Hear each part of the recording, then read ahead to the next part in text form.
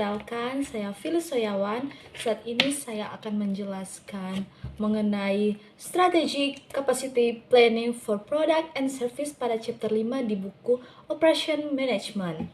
Tapi pada saat ini saya hanya akan berfokus untuk menjelaskan yang ada di Learning Objective 1, Learning Objective 2, Learning Objective 4, 5, dan 7.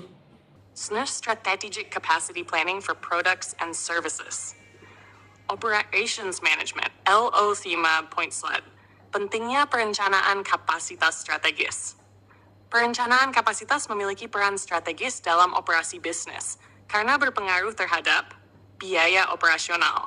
Kapasitas yang terlalu besar meningkatkan biaya tetap, sementara kapasitas yang terlalu kecil menyebabkan kehilangan peluang penjualan.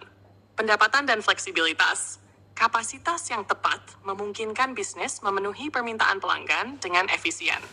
Kepuasan pelanggan, memastikan produk atau layanan tersedia sesuai permintaan, meningkatkan loyalitas pelanggan.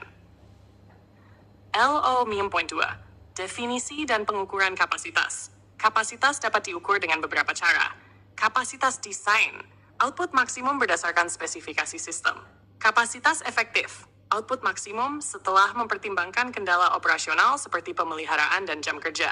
Utilisasi dan efisiensi. Utilisasi, persentase kapasitas desain yang digunakan. Efisiensi, sejauh mana kapasitas efektif dimanfaatkan. LO 5.4, faktor yang menentukan kapasitas efektif. Beberapa faktor yang memengaruhi kapasitas efektif meliputi faktor fasilitas, desain tata letak, ukuran fasilitas, dan infrastruktur produksi.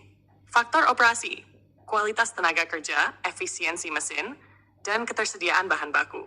Faktor eksternal, regulasi pemerintah, perubahan tren pasar, dan standar keselamatan. LO 5, strategi mencocokkan kapasitas dengan permintaan. Beberapa strategi yang digunakan untuk menyesuaikan kapasitas dengan permintaan meliputi ekspansi kapasitas bertahap, menambah kapasitas sesuai dengan pertumbuhan permintaan. Fleksibilitas operasional, menggunakan tenaga kerja fleksibel atau peralatan multifungsi. Kontraksi kapasitas, mengurangi kapasitas saat permintaan menurun untuk menghindari biaya berlebih. Aliansi dan outsourcing, memanfaatkan mitra bisnis untuk memenuhi lonjakan permintaan tanpa investasi besar. LO 5.2, penggunaan pohon keputusan untuk evaluasi kapasitas. Pohon keputusan adalah alat analisis yang membantu dalam memilih opsi kapasitas dengan mempertimbangkan berbagai skenario. Dengan pohon keputusan, perusahaan dapat mengukur risiko dan manfaat dari berbagai keputusan kapasitas. Mempertimbangkan biaya, peluang, dan hasil dari setiap opsi.